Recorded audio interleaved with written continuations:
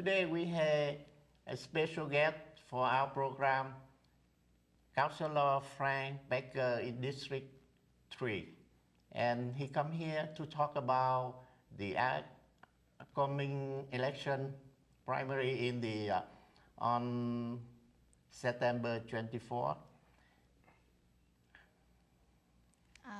Good evening, Councillor. How are you? Very good. Thank you for having me. Thank you. Now, I think the whole city very excited because after 20 years, we will have a new mayor for Boston in 2 months, or in January. Yeah, very, very exciting. Post Tom Menino. I think it's a great time for the city, and we should be thankful in the city because we have 12 really good candidates, really qualified candidates out there. I'm excited about the future for Boston.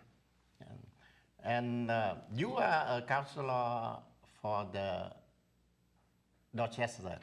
District 3, yes. District 3. In Dorchester, any candidate, the mayor candidate in the Dorchester, from the Dorchester? Well, actually, there's in Dorchester there would be Charles Yancey from Dorchester, Charles Clemens, I believe, is from Dorchester, Bill Walczak is from Dorchester, Charlotte Ritchie is from Dorchester, and Marty Walsh is also from Dorchester. What exciting! We hope we will have a mayor from Dorchester. That'll be beautiful. We certainly need some attention in Dorchester, and that's going to be my job to make sure that Dorchester is paid attention to next year. Yeah, what is your opinion for the whole thing in the mayor race today? What is my opinion? Yeah. Well, as you know, I have a candidate, and my hope is that my candidate is one of the two that comes through the primary in the first position or the second position. There's so many variables in this here that I'm just hopeful. Okay. Now, you are councillor in the city council. Yeah. And I see that in the candidate for mayor in Boston, they are 12, but 5 of them is your colleagues. What the? Yeah, and well, that's another exciting piece about the future of Boston. We'll have a dramatically different city council next year. Four of the men running have decided to not. They've given their seat up, and of course, I'm sure you know Charles Yancey has decided to keep his name on both ballots, which is his prerogative. That's what he wants to do. But one way or another, we're going to have a totally new city council too. So it's very exciting, and I think that hopefully the new people coming in are going to have good intentions and want to do right by the city. You don't get in this business or put your name out there unless you're prepared to work and do right by the city. So I don't think change is bad. No questions out of you tonight? No. You said you're from Dorchester. I'm from Dorchester too. That's why I decided to talk with you. And the future mayor of Boston, and I can imagine that he will come from Dorchester. Yeah. Oh, yeah. And you say that you have special candidate for? I do have a special candidate. Marty Walsh is my candidate. I've known Marty my whole life. Went to grammar school with him. Hung around the same neighborhood. I just think Marty's time at the State House has served him well to be able to, get into City Hall and help the city. He's a good, he's a great worker. He's a funny story. After my campaign, the campaign was so difficult, and when you're done the days after the campaign, I realized, like, wow, I'm gonna need to do this job now, and the person that I called to talk about it, to kind of counsel me, was Marty, and Marty says, just be yourself, keep your feet on the ground, and make sure that when people are calling you, that you're calling them back. So in that, I think, in whether it's the mayor's office or whether it's all the way up to Congress or whatever position you have, this is public service, and it's making sure that the people that reach out to you know that you're going to respond to them. A lot of times in my job, I don't necessarily have the answers or can't always do what the constituent wants, but they're thankful that they know I've at least listened to them and I've done my best to do whatever their concern was. And that's something I think Marty is great at, you know, making sure that at least the people know that he's working hard. And this job, this mayor's job, I mean, I have to give Tom Menino credit. It's a very difficult job, very difficult. Okay. But let me expound on that a little bit, and talk about Dorchester a little bit. I look forward to, you know, even if it isn't a Dorchester candidate, I look forward to working with whoever the next mayor is going to be, because Dorchester is uniquely positioned. The city center is growing, and the development that's going on, it seems to be rolling right at us. And I want to make sure that the mayor knows that we're here, that you know, different areas, what the Vietnamese community is centered around Fields Corner, that we have plans in place to make sure that when this development comes into our neighborhoods, that the neighbors have a say, that there's, you know, benefit there, there's a two-way benefit. You know, because you want new development, but you don't want new development at the expense of the people that are living there, whether it's the Vietnamese in Fields Corner or up on Bowden Street, the Cape Verdeans on Bowden Street, wherever it's going to be. We're going to be looking for this next mayor. I mean, I hope it's Marty, but whoever it's going to be, to make sure that they're there with us, myself, and the people that I have behind me, my community, that we're there planning the changes in Dorchester, and with that, you know, clean streets, more police presence, and always the schools, The next mayor has to, you know, really roll up his or her sleeves and get in there and work on that problem. Sure, because the Dorchester is the big part of the Boston. Yeah. Yeah, his effect is cannot deny it, and No. the next mayor will have to pay more attention to the Dorchester. Well, with five candidates in there, I think Charles Clemens is from Dorchester. I'm not sure, but I think he is.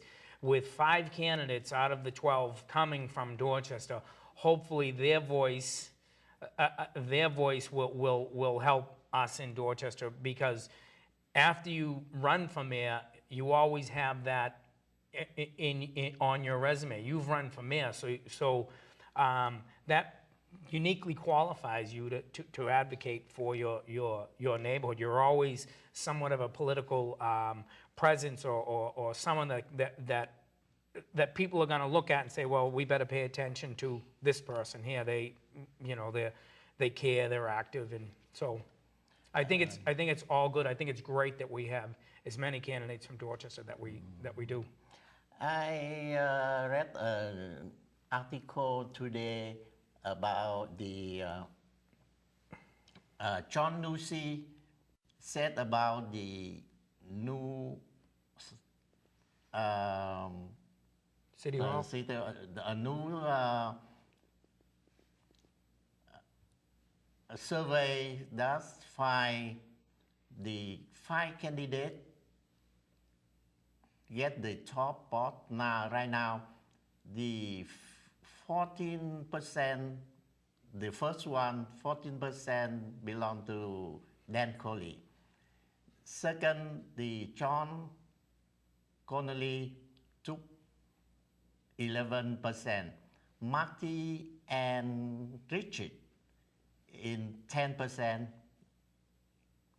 What do you think? That was Nucci's poll today. Yeah, I thought that's a they new poll I today. thought they had John Conley at the top, and then Dan Conley, and That's the old one, and they say that they just released the new bowl today. I don't honestly really look at polls or pay Yeah. attention to polls because polls can tend to be like numbers if you're running numbers for a business, or you can make them look whatever way you want. I don't really pay that much attention. It's good to look at and then talk around the kitchen table or whatever, but the polls aren't going to win, and a Herald endorsement or a Globe endorsement isn't going to win either. Yeah, It's going to be boots on the ground. It's going to be people knocking on the doors, saying, you know, this is my candidate.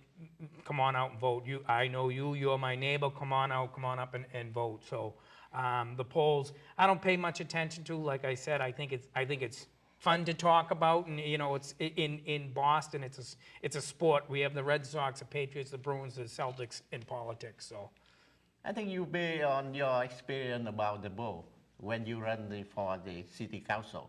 yeah, well. Nobody thought that I was going to win for city council, and you know, Yeah, I don't think yeah, I don't think there were any polls or anything like that. It was just a lowly city council race, but we worked hard, and that's the same thing that the people that are involved with me and other people that I know. We're doing the same thing for Marty. It's I won by contacting with the most voters, standing in front of people at their doors, introducing myself, and you know. Voting in these city elections and municipal elections, it's very personal. Like you feel it. It's an instinct. It's you know, so it becomes about if the people that are running for mayor, if they're not able to knock all the doors in Boston, which of course they can't, it becomes about people that are like myself knocking my neighbors and making sure that my family is out knocking on Marty's behalf to make sure that we get all our people out. Yeah, I think Marty was the first candidate to open office for the Vietnamese Yeah. office in the Dorchester for the Vietnamese and pay attention to the Vietnamese need and the what they should develop in the Yeah. Well, Dorchester is important to Marty, yeah. and the Vietnamese are important to Dorchester. Yeah. So I think it was a good move on Marty's part, and he had a group of us around him saying, "This is we should open up a Vietnamese office because it's important."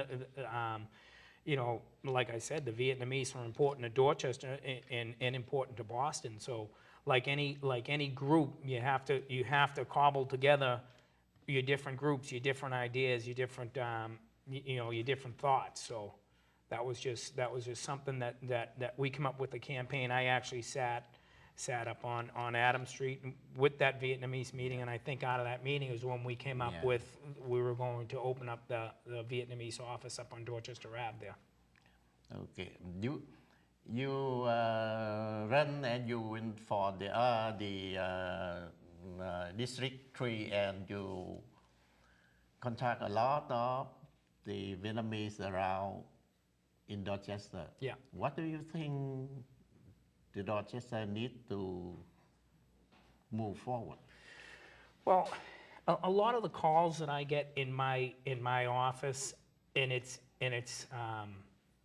can tend to be frustrating. A lot of the calls that I get are quality of life issues, cleanliness.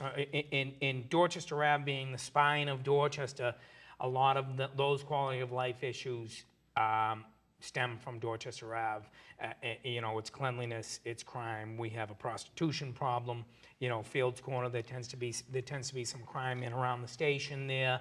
So I think for us to be able to sell ourselves, to sell Dorchester, we have to make sure that people feel safe walking on our main streets. We have to make sure that when people are walking on that main street and when they feel safe, that our streets are clean. To me, that's very important. It's part of the whole neighborhood, the neighborhood as a whole, all of Dorchester feeling better about itself. So, and sometimes in the office, we get so many constituent service cases that are quality of life cases. We sit around and you know, kind of half joke say, when are we going to be able to be, you know, get involved in something that's a little more positive, or like, you know, start doing something that's over and above, you know, just getting on top of crime issues and broken sidewalks. But I guess if that's my job, you know, I signed up to do a job, and I'm prepared to do it. Thank you, Councilor, for coming here. And I think that my last question is, why should the Bostonian vote for Marty Walsh, especially Vietnamese Bostonian?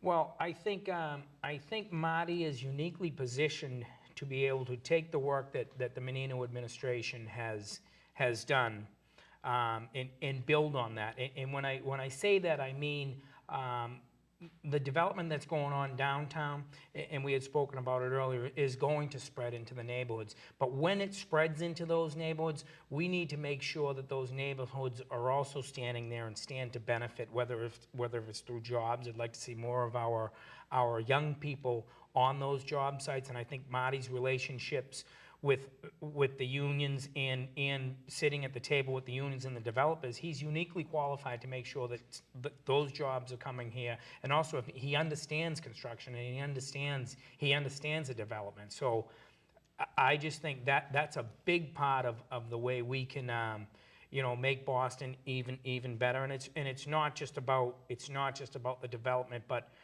the jobs piece is very, very important. But also, I think Marty is